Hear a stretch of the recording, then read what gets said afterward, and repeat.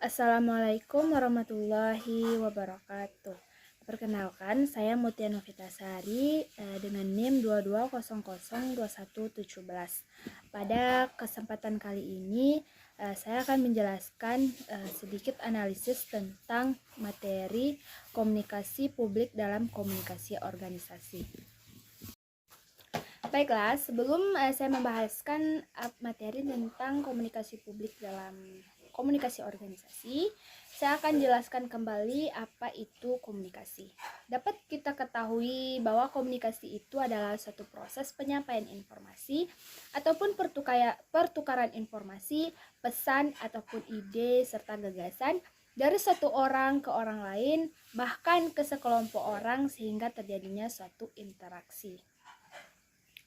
Jadi, komunikasi publik itu adalah suatu pertukaran informasi, penyampaian informasi ataupun pesan dengan sejumlah orang yang ada di dalam satu organisasi ataupun di luar organisasi, yang bisa dilakukan dengan cara tatap muka ataupun melalui media. Komunikasi publik ini adalah penyampaian, dapat kita ketahui tadi, adalah penyampaian informasi ataupun pesan dengan batasan orang yang sulit, batasan orang, sejumlah orang yang dimana tidak seluas komunikasi massa. Sejumlah orang yang berada di dalam suatu organisasi ataupun di luar organisasi. Selanjutnya ada beberapa hal yang membedakan komunikasi publik dengan komunikasi jenis lainnya. Misalnya dengan komunikasi interpersonal ataupun komunikasi kelompok kecil. Yang pertama, komunikasi publik biasanya bersumber kepada si komunikator. Sedangkan komunikasi kelompok kecil atau komunikasi interpersonal ini setara atau selevel ataupun memiliki hubungan timbal balik antara si komunikator dan si komunikan. Sedangkan komunikasi publik yang terlibat, yang menguasai atau cenderung menguasai hubungan komunikasi ini. Artinya di komunikasi publik itu hanya si komunikator saja yang cenderung mengendalikan komunikasi, sedangkan si pendengar dengan jumlah yang banyak itu sulit untuk berinteraksi karena dengan sejumlah orang yang banyak. Selanjutnya, komunikasi kelompok kecil biasanya terdiri dari 5-7 orang. Sedangkan komunikasi interpersonal itu biasanya 1-2 orang. Sedangkan komunikasi publik dengan beberapa orang atau sejumlah orang. Yang kedua berdasarkan pada komunikasi publik memang sangat kurang interaksi secara langsung antara komunikator dengan si komunikan. Sedangkan di komunikasi kelompok kecil atau interpersonal itu lebih sering atau lebih terkait hubungan si komunikator dan komunikan karena karena dalam komunikasi publik atau kelompok kecil itu lebih mengenal atau lebih tahu siapa lawan bicaranya atau komunikannya karena dalam ruang lingkup yang kecil. Yang ketiga ada pembedanya, yaitu bahasa yang digunakan dalam penyampaian informasi. Dalam komunikasi publik biasa yang digunakan biasanya bahasa yang umum, dimana dengan begitu banyak orang atau publik, jadi dengan berbagai karakteristik yang berbeda-beda, jadi sebaiknya menggunakan bahasa yang umum saja dibandingkan dengan komunikasi interpersonal ataupun kelompok kecil. Biasanya 1 atau 2 orang saja bisa menggunakan bahasa yang sehari-hari, karena hanya dengan 1-2 orang saja maka dituntut untuk mengenal si komunikannya lebih jauh lagi. Yang selanjutnya ada tujuan dari komunikasi publik yang digunakan organisasi untuk menyampaikan informasi kepada publik. Apa tujuannya? Yang pertama, secara umum komunikasi publik digunakan oleh sebuah organisasi untuk menyampaikan informasi kepada sejumlah besar masyarakat, orang ataupun publik mengenai organisasinya, mengenai lembaga perusahaannya, Misalnya mengenai aktivitas-aktivitas perusahaan, produk, dan hasil produksi dari perusahaannya yang diketahui oleh banyak orang secara sekaligus. Jadi maksudnya komunikasi publik ini digunakan untuk menyampaikan informasi-informasi tentang suatu lembaga organisasi ataupun perusahaan secara sekaligus dengan banyak orang. Dengan begitu dapat menghemat tenaga juga, menghemat biaya, menghemat energi, dan menghemat waktu. Yang kedua, tujuannya untuk menjalin hubungan antara organisasi dengan orang-orang yang di luar organisasi atau masyarakat, yang digunakan untuk mengetahui masalah atau menangani masalah kasus-kasus yang terkait pada suatu lembaga ataupun organisasi atau perusahaan tersebut. Misalnya masalah terkait bagaimana secara promosi suatu produk, bagaimana produk dari perusahaan tersebut, bagaimana keunggulan, apa saja keunggulan dari produk tersebut, itu dapat disampaikan melalui komunikasi publik ini. Yang selanjutnya ada langkah-langkah untuk memutuskan komunikasi publik sebagai alat untuk menyampaikan informasi dalam lembaga atau perusahaan ataupun organisasi. Yang pertama, dalam komunikasi publik ini biasanya sering dalam penyampaian informasinya biasanya dalam berbentuk persentase. Jadi dengan cara persentase berdasarkan analisis pendengar atau orientasi si komunikan.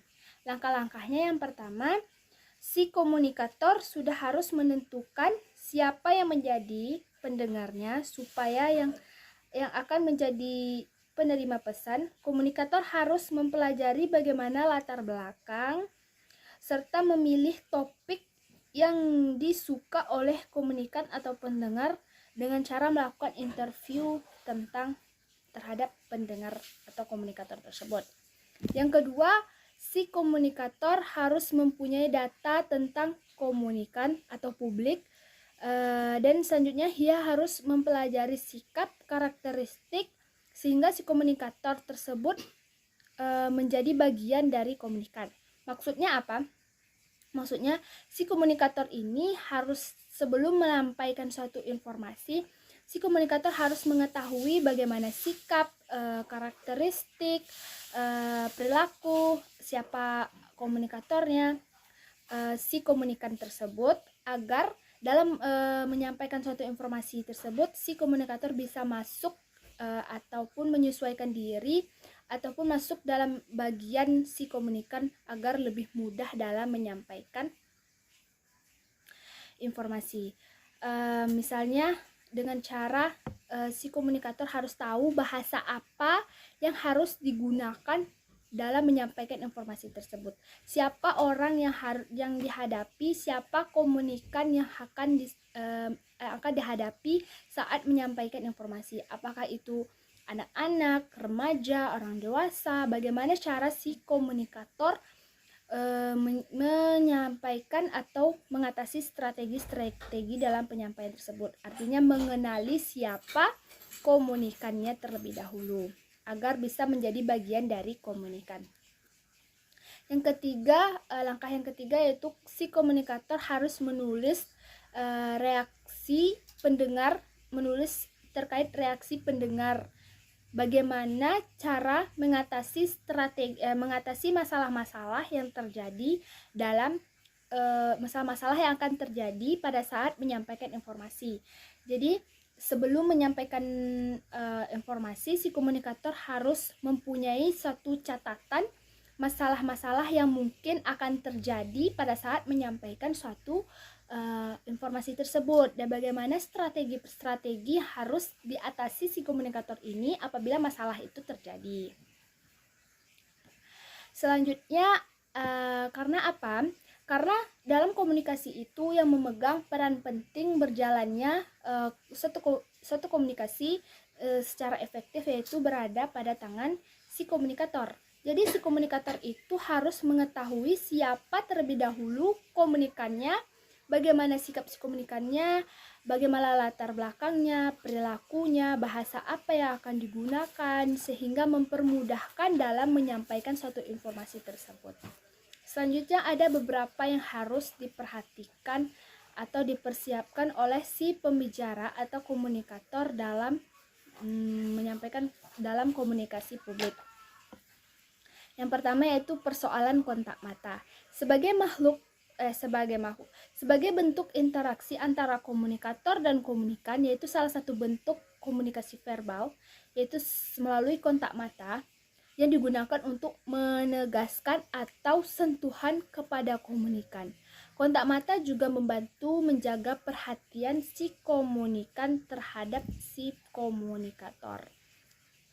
Yang kedua, persoalan vokalis terkait dengan nada bicara, kecepatan berbicara, irama suara, yaitu untuk meyakinkan si komunikan dengan nada bicara yang tepat dan cepat dan cermat.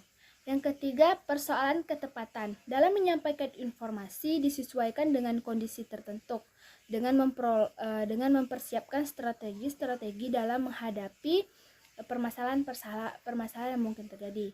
Maksudnya persoalan ketepatan ini yang disesuaikan dengan kondisi tertentu itu misalnya dalam menyampaikan suatu informasi dalam keadaan yang panas misalnya, atau dalam waktu siang di mana orang-orang mungkin merasa ngantuk, lapar, capek. Nah, bagaimana si komunikator ini mengatasi masalah tersebut agar si komunikan tetap fokus terhadap apa yang disampaikannya. Yang keempat yaitu persoalan tentang perencanaan, yaitu di mana mendesain rencana komunikasi secara tepat dan detail, misalnya memilih topik yang tepat, mengenai siapa audiensnya, sarana yang digunakan, bahasa apa yang digunakan, dan lain sebagainya, sehingga si komunikan ini dapat dengan mudah mencerna atau memahami maksud dari si komunikator. Jadi perencanaan ini sangat penting sebelum menyampaikan suatu informasi. Baiklah, mungkin hanya itu saja yang dapat saya sampaikan. Lebih dan kurang mohon maaf jika ada kesalahan dalam pengucapan ataupun penyampaian. Saya mohon maaf. Saya akhiri. Assalamualaikum warahmatullahi wabarakatuh.